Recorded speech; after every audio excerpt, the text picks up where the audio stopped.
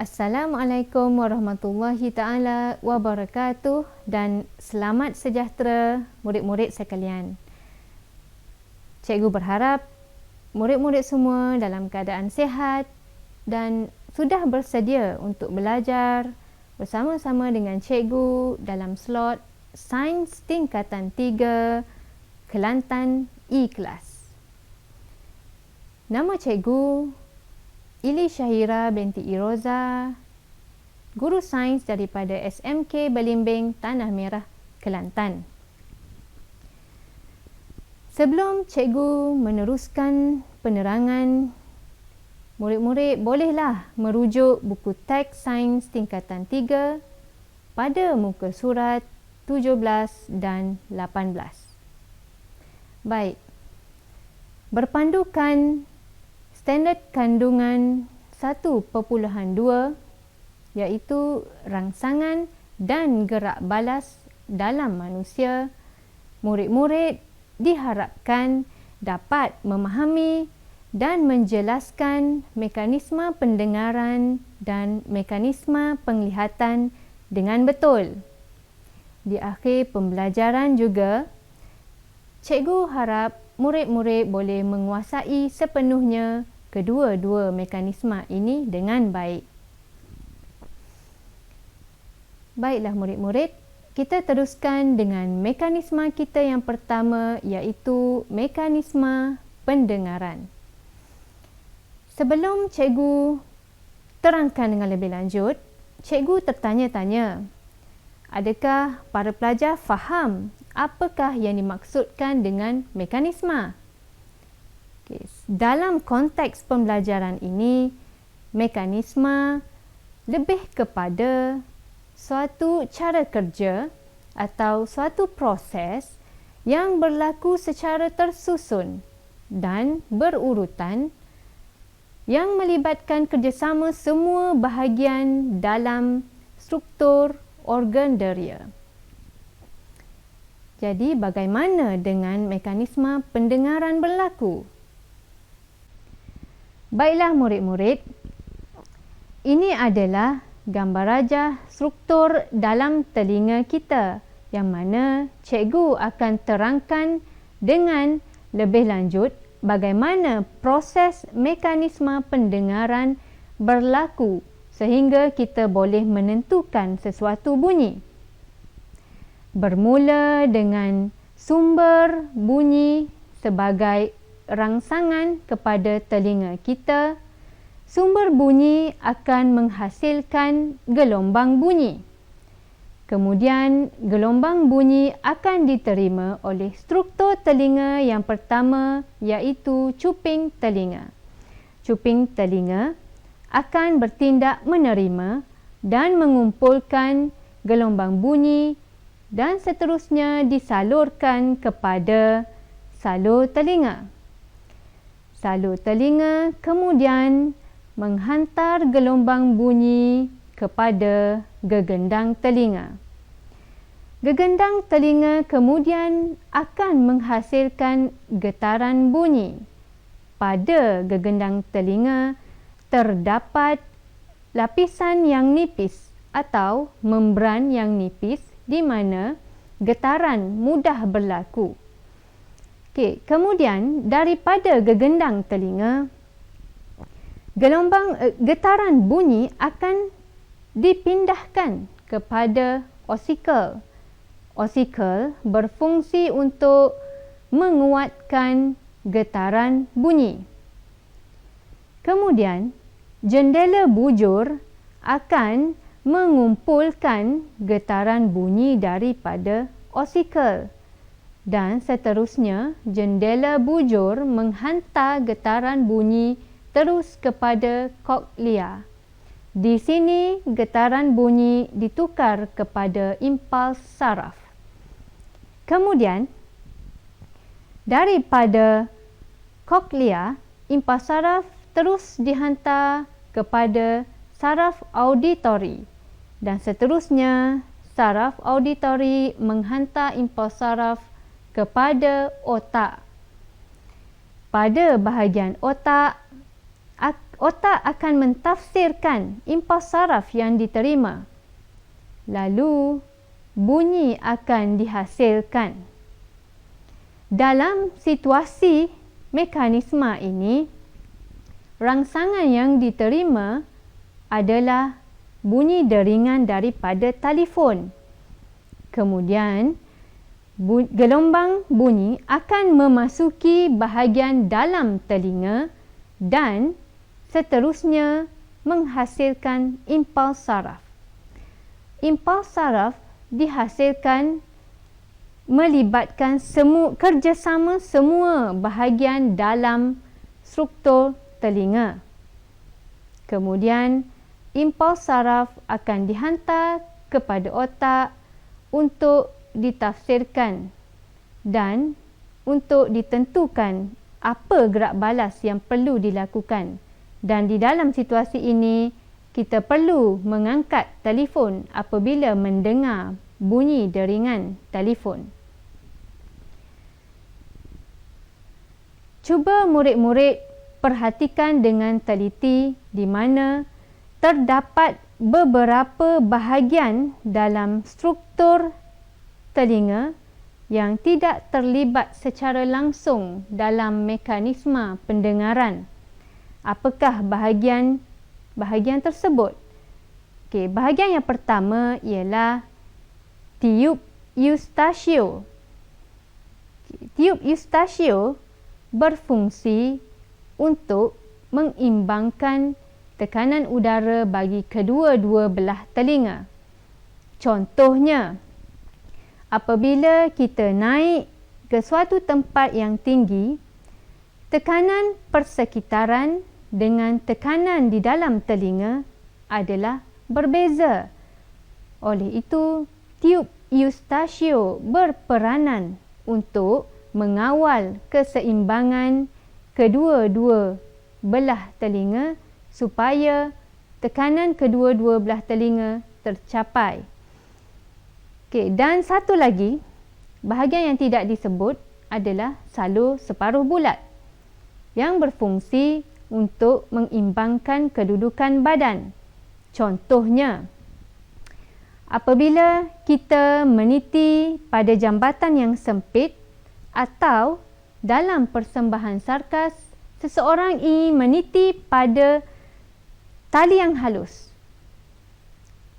Keadaan ini memerlukan peranan salur separuh bulat dalam mengimbangkan kedudukan badan supaya kita tidak jatuh ataupun terpesong. Baiklah murid-murid. Kita sudah pun berbincang tentang aliran mekanisme pendengaran manusia menggunakan rajah. Jadi kita akan tengok keseluruhan aliran mekanisme pendengaran manusia yang bermula daripada sumber bunyi. Kemudian sumber bunyi akan menghasilkan gelombang bunyi dan dihantar kepada cuping telinga. Kemudian daripada cuping telinga dihantar kepada salur telinga dan seterusnya kepada gegendang telinga. Kemudian kepada tulang osikel ataupun osikel dan seterusnya kepada jendela bujur. Dan kemudian dihantar kepada koklea dan seterusnya getaran bunyi dihantar kepada saraf auditori. Dan akhir sekali, otak akan mentafsirkan bunyi. Oleh itu, kita dapat menentukan bunyi apa yang kita dengari. Baiklah para pelajar. Kita telah pun berbincang keseluruhan mengenai mekanisme pendengaran. Mari sama-sama kita teruskan dengan mekanisme yang kedua kita, iaitu mekanisme penglihatan. Persoalan yang juga mungkin timbul dalam fikiran murid-murid sewaktu kita memandang sesuatu objek atau sewaktu kita melihat sesuatu objek. Ada kemungkinan murid-murid tertanya-tanya, bagaimana kita boleh melihat? Atau bagaimana mata kita respon kepada cahaya, atau bagaimana organ deria bergerak balas terhadap suatu rangsangan, di mana persoalan ini merujuk kepada organ deria merujuk kepada mata, manakala rangsangan merujuk kepada cahaya. Okey. Ini adalah gambar rajah struktur mata kita. Cikgu akan terangkan bagaimana proses mekanisme penglihatan berlaku sehingga kita dapat menentukan atau mengenal pasti sesuatu objek yang kita lihat. Bermula dengan sumber cahaya. Sinar cahaya daripada suatu objek akan memasuki mata melalui struktur mata yang pertama, iaitu kornea. Pantulan cahaya daripada objek kemudian akan memasuki mata pada struktur yang kedua, iaitu gelem air. Kemudian daripada gelem air, cahaya seterusnya memasuki pupil dan seterusnya memasuki struktur yang keempat, iaitu kanta mata. Kemudian daripada kanta mata, cahaya seterusnya menembusi bahagian gelem maca dan seterusnya difokuskan ke bahagian yang keenam, iaitu retina. Pada bahagian retina terdapat fotoreseptor yang akan dirangsang oleh cahaya untuk menghasilkan impuls saraf. Impuls saraf yang terhasil akan dihantar ke bahagian otak melalui saraf optik. Daripada otak, impuls saraf akan ditafsir dan kita akan dapat melihat apa sebenarnya yang kita lihat. Baiklah murid-murid, dalam mekanisme penglihatan juga terdapat beberapa bahagian pada mata yang tidak disebut dalam mekanisme penglihatan. Tetapi murid-murid perlu tahu bahawa setiap bahagian mata sebenarnya turut berperanan secara tidak langsung mengikut keperluan dan fungsi bahagian mata masing-masing. Contohnya iris. Iris berupaya untuk mengecut dan mengendur dalam mengawal saiz pupil mengikut keamatan cahaya yang diterima. Jadi di sini iris turut berperanan secara tidak langsung dalam proses mekanisme penglihatan walaupun tidak disebut pada gambar rajah. Baiklah murid-murid, kita teruskan aliran mekanisme penglihatan manusia secara keseluruhan. Bermula daripada sumber bunyi, kemudian cahaya memasuki mata pada struktur yang pertama, iaitu kornea. Seterusnya memasuki mata melalui gelem air, seterusnya melalui pupil dan seterusnya melalui kanta mata. Seterusnya cahaya memasuki mata melalui gelam mata dan kemudian kepada retina. Seterusnya cahaya memasuki mata bahagian saraf optik dan akhir sekali impuls saraf yang diterima akan ditafsirkan oleh otak. Okey. Baiklah murid-murid.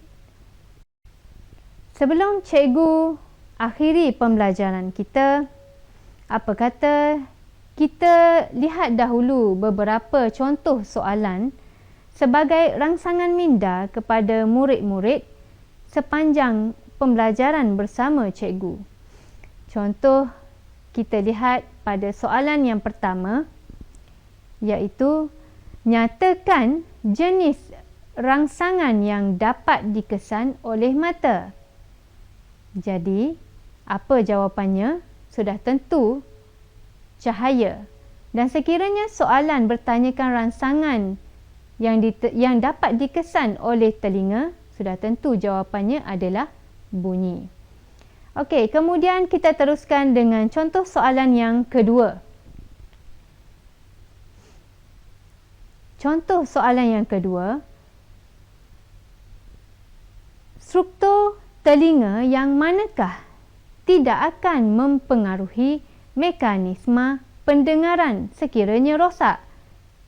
Sekejap tadi cikgu sudah pun memberitahu kepada murid-murid terdapat dua bahagian yang tidak terlibat secara langsung dalam mekanisme pendengaran, iaitu yang pertama adalah salur separuh bulat dan yang kedua adalah tiub Eustachius.